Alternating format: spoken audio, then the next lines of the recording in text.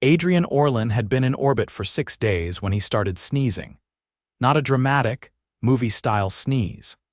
Just a regular, sudden, nose-itching sneeze that caught him off guard while he was adjusting the atmospheric regulator on Deck 6 of the Terran Dravari Joint Research Station. He didn't think much of it. Space stations were notorious for dry air and recycled dust. He wiped his nose with the sleeve of his jumpsuit, grumbled something about filters, and kept working. The Dravari, however, did not take it lightly. Vyerk, the station's liaison officer and a towering, emerald-skinned being with a neck like a stack of vertebrae and a gait that was always just slightly too fast, was at his side in seconds. "You emitted a particulate expulsion event," Vyerk said, eyes narrowing in alarm. "Yeah." "I sneezed," Adrian replied, sniffing again. "Might be something in the air filters." "That is unacceptable," Vyerk said. "Aerosolized immune reactions are considered a Class B biohazard under Dravari protocols. You may be experiencing a lethal allergy." "Wait, lethal?" Adrian blinked at him. "Dude, it's just hay fever. I get this every spring back on Earth." "Spring?" Vyerk repeated, as if the word itself was an accusation. Pollen in the air. My immune system decides to go full DEFCON 1 over a tree's reproductive bits. Not lethal unless I ignore it and let it turn into bronchitis, which I won't. I've got antihistamines in my med kit. Vyerk took a cautious step back. "You are self-medicating during a potential systemic failure?" "I mean," Adrian said, pulling a small white pill from a blister pack. "I call it Tuesday." He popped it into his mouth, dry swallowed, and wiped his eyes, which had started watering. Vyerk stared at him like he'd just injected himself with molten lava. "You ingested a compound to suppress a body-wide malfunction." "Yep, without a diagnostic scan. I've had this since I was 6. Vyerk turned sharply and activated his calm. "This is Liaison Vyerk. Immediate quarantine protocol. 1 Terran exhibiting spontaneous histamine reaction. Potential class A internal holocaust." Whoa, Adrian said, holding up his hands. "It's not that serious." But it was too late. The walls around Deck 6 hissed as sealed pressure doors clamped shut. A red strobe started blinking overhead. Adrian sighed and leaned against the wall. "Great. Now I'm a biohazard." An hour later, Adrian sat in a med pod surrounded by blinking lights and a trio of very concerned Dravari med techs. One of them, a short, blue-toned female named Riven, hovered over him with a scanner the size of a toaster. "You are certain your organs are not liquefying?" she asked. "Pretty sure," Adrian said. "That pill I took care of the sneezing. Nose is clear now." Vyerk stood nearby, arms crossed. "Terrans are unsettling. Because we sneeze. Because you survive it." Adrian looked around at the lab. Bio-containment fields shimmered faintly in every direction. "You know, if I'd known hay fever would cause this kind of reaction, I'd have stayed on Mars." "This is not humorous," Vyerk said. "Your body's decision to attack itself is a sign of a deeply flawed physiology." "Yeah, that's the whole idea behind allergies. Immune system overreacts." "It's not ideal, but we manage. By ingesting chemicals with unpredictable effects. They're very predictable. Anyway, I'm not dying. Can I go back to work now?" "No," Riven said firmly. "You must remain under observation for 12 hours minimum." Adrian groaned and slumped in the chair. By hour 8, Adrian was bored out of his mind. The only entertainment was a Dravari educational broadcast about how their species had eliminated all autoimmune responses 5,000 years ago through genetic refinement. It was subtitled in Terran Standard, and Adrian could barely keep his eyes open. Riven returned, holding a new scanner. "We detected elevated histamine levels in your bloodstream upon arrival. They have now stabilized. You are no longer at immediate risk." "Told you," Adrian said. "We still do not understand why your immune system would attack benign environmental particles." Adrian shrugged.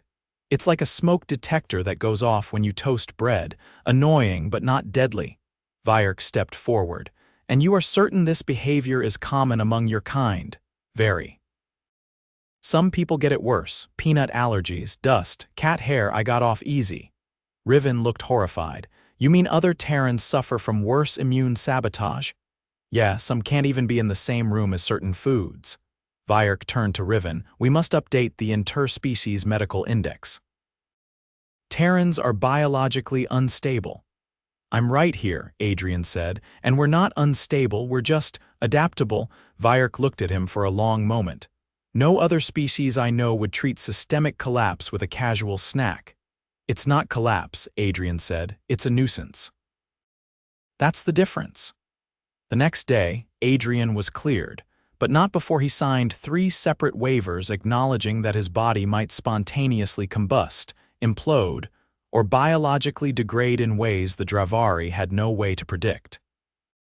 He'd also been issued a bright yellow armband with bio-variant risk printed in 3 languages.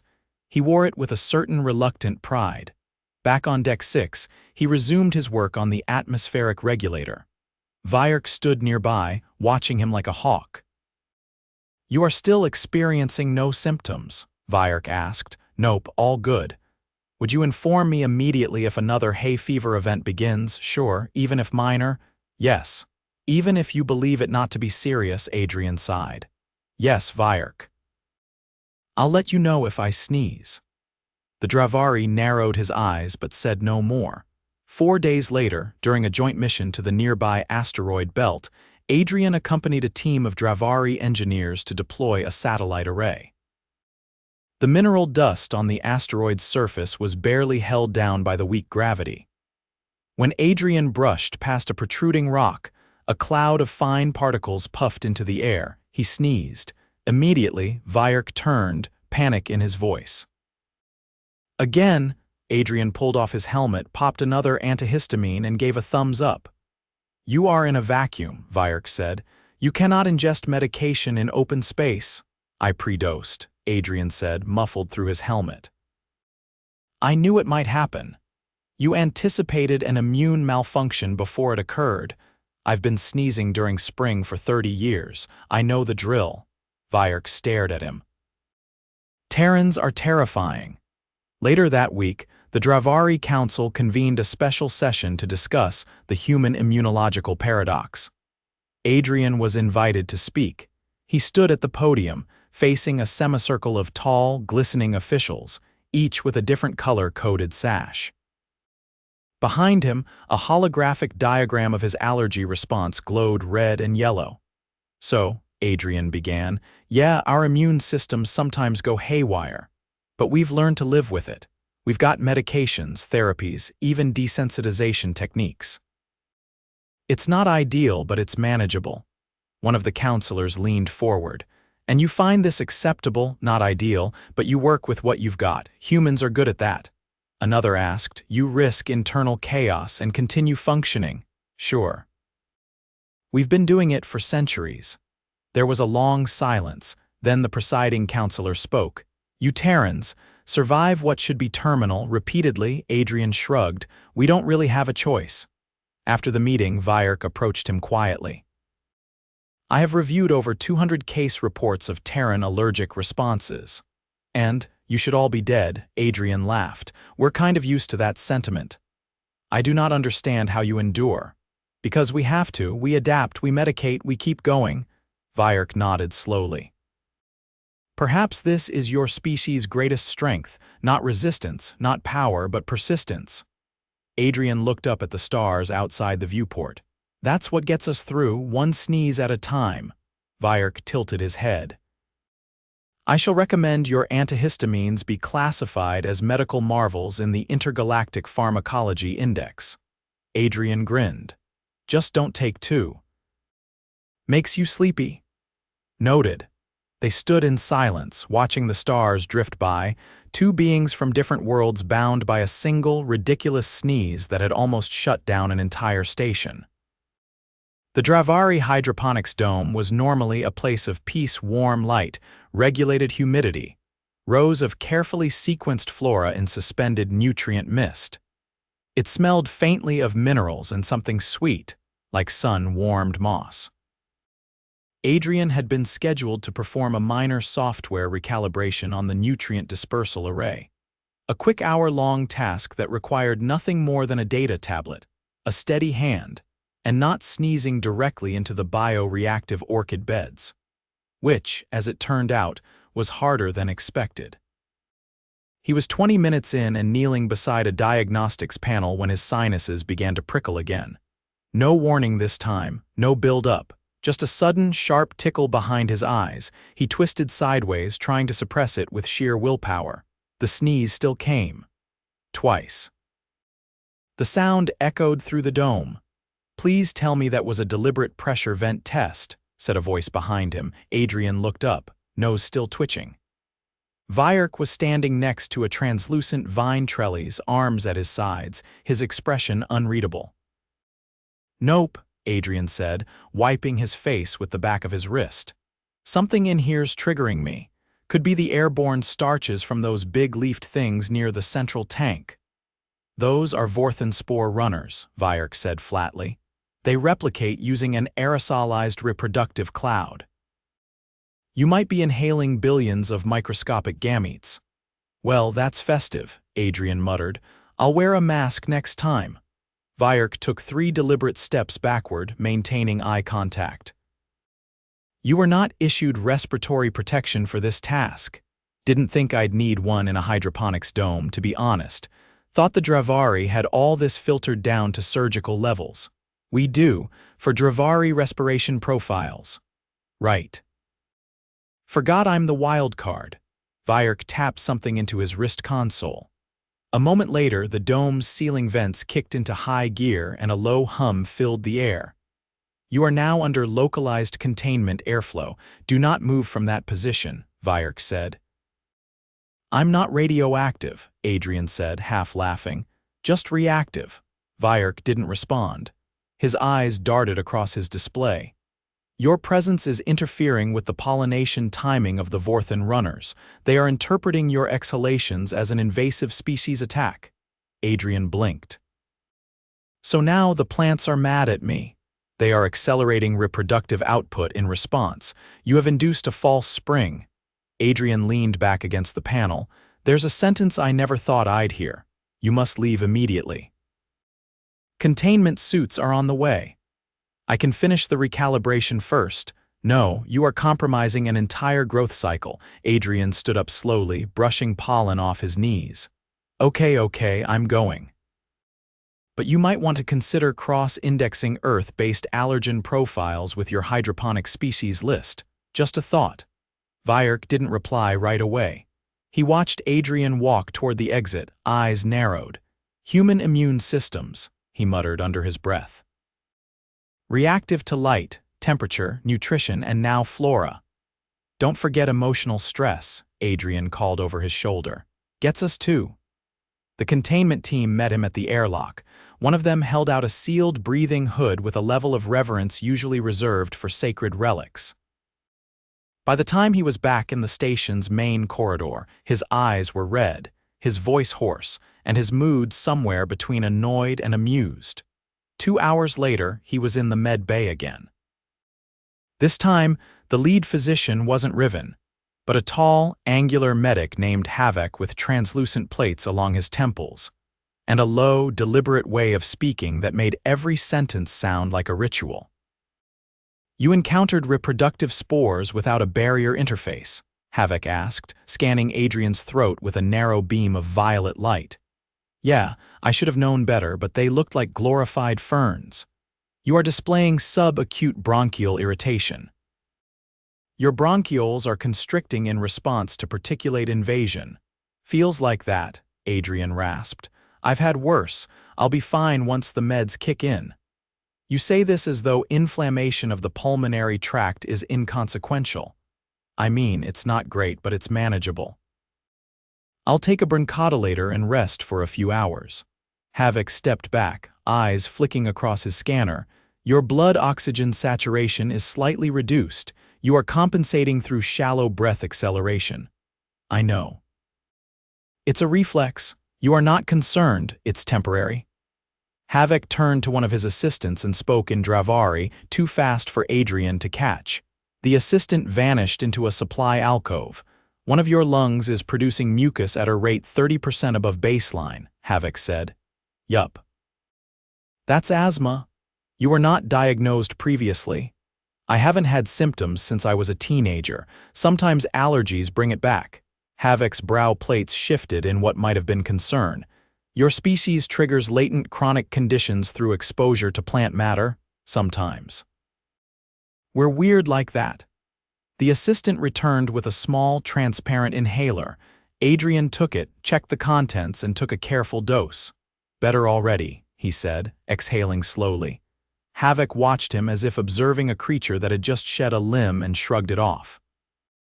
You self-administer pharmacological agents without supervision, Havoc said, standard protocol for mild flare-ups. Earth's got a whole system built around managing this stuff. Havoc folded his hands. Your physiology is alarmingly aggressive. I'd call it stubborn. Your continued function despite systemic instability is unnatural. Well, we call it Tuesday. Havoc blinked once. That was a joke, Adrian added.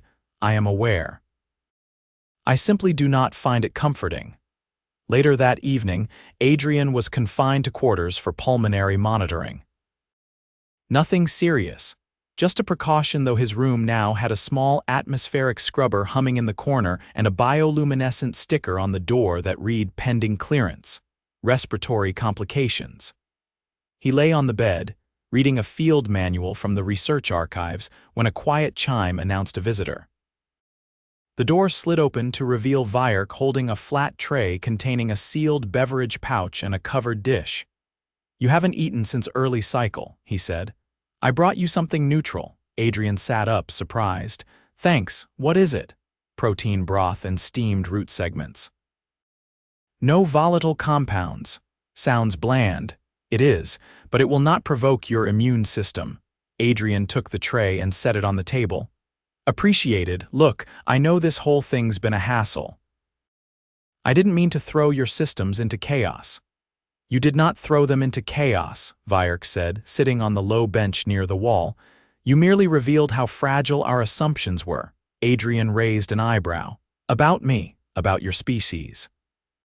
We assumed stability was the foundation of sentience, but you demonstrate continued function despite ongoing biological sabotage. That's a dramatic way to put it. Vyark looked at the air scrubber. Your lung tissues inflamed, your oxygen levels dropped, your body attempted to suffocate itself. You countered with a single inhalation of gas. I've had practice. That is evident. Adrian leaned back. You know, back on Earth there's a saying, if you're going through hell, keep going. Vyark watched him. You embrace adversity as a constant, not embrace, just expect it.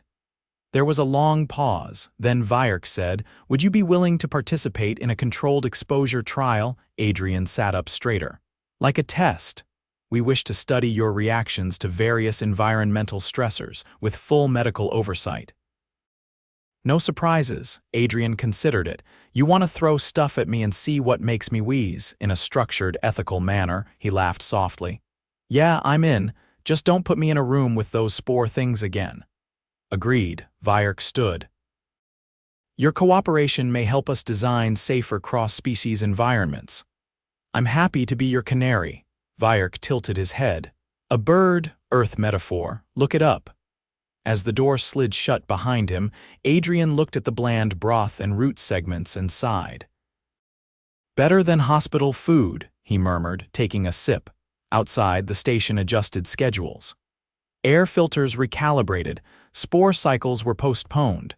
Somewhere deep in the lab sector, a new classification was added to the shared database Terran subtype, reactive persistent. And under it, in small script, a note.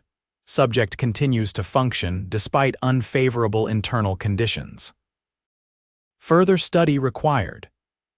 Adrian sat cross-legged on the padded surface of Observation Room Delta, a compact chamber lined with soft yellow panels and a single ceiling-mounted vent that whispered a steady stream of filtered air. A transparent barrier separated him from a semicircular control desk, where 3 Dravari technicians observed in silence. their limbs folded in a way that suggested a blend of curiosity and mild dread.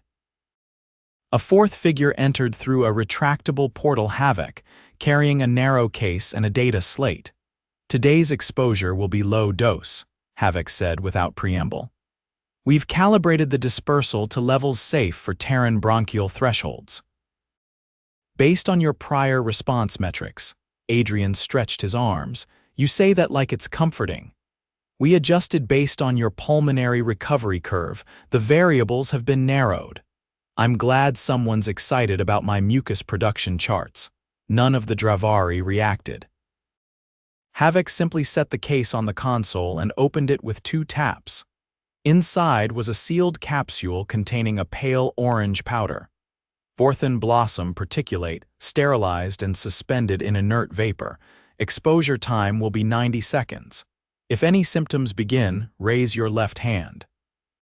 If you lose consciousness, the system will detect it automatically. Adrian eyed the capsule. "And you're sure this won't trigger another full-blown episode?" "No, but we are prepared for containment." "Well, that's reassuring." The chamber's vents cycled once, then paused. A soft hiss followed as the capsule opened remotely and the vapor began to diffuse. It smelled faintly of cinnamon and wet limestone.